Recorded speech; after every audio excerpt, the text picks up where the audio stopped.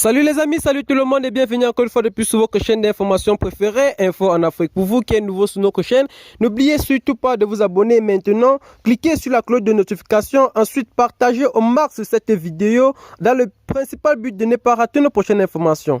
Et bien les amis, aujourd'hui nous allons faire un petit tour du côté du Mali où la tension continue à monter entre le Mali et la Côte d'Ivoire. Les 49 militaires ivoiriens victimes de l'irresponsabilité de l'aménagement qui ont été retenus au Mali comme des mercenaires continuent à prendre de l'ampleur et risquent même coûter la vie à la plupart de ces mercenaires qui ont atterri sur le territoire de Bamako.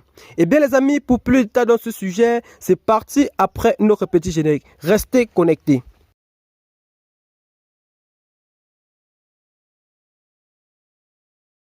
Le Mali est en deuil national de 3 jours après avoir confirmé la mort de 42 soldats lors d'une attaque djihadiste dimanche dernier. Le gouvernement de la transition au Mali a annoncé mercredi 10 août un deuil national de 3 jours après avoir confirmé la mort dimanche de 42 soldats maliens lors d'une attaque attribuée à des djihadistes dans le nord-est du pays, près des frontières du Burkina Faso et du Nigeria.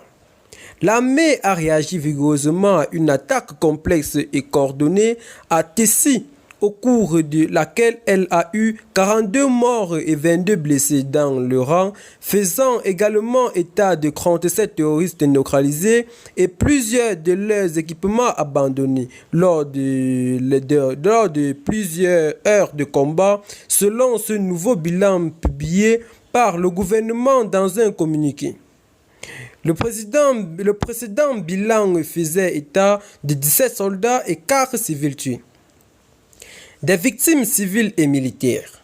Le gouvernement a annoncé un deuil national de 3 jours en hommage aux victimes civiles et militaires lors de l'attaque terroriste perpétrée à Tessie dans un communiqué distinct. Le secteur de Tessie, situé du côté malien de la zone des croix frontières dans une immense région rurale non contrôlée par l'État, est fréquemment le théâtre d'affrontements et d'attaques terroristes. La localité et son camp militaire ont déjà souvent été attaqués par le passé.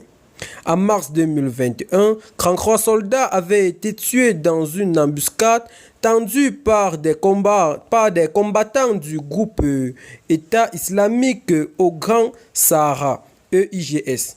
Et bien les amis, voilà donc pour ce qui est de notre petite partie d'information. Si vous avez aimé la vidéo, n'oubliez surtout pas de vous abonner ainsi de la partager à vos amis si ce n'est pas encore fait, de cliquer sur la cloche de notification dans le principal but de ne pas rater nos prochaines informations. Bye bye, à très bientôt pour de nouvelles informations les amis.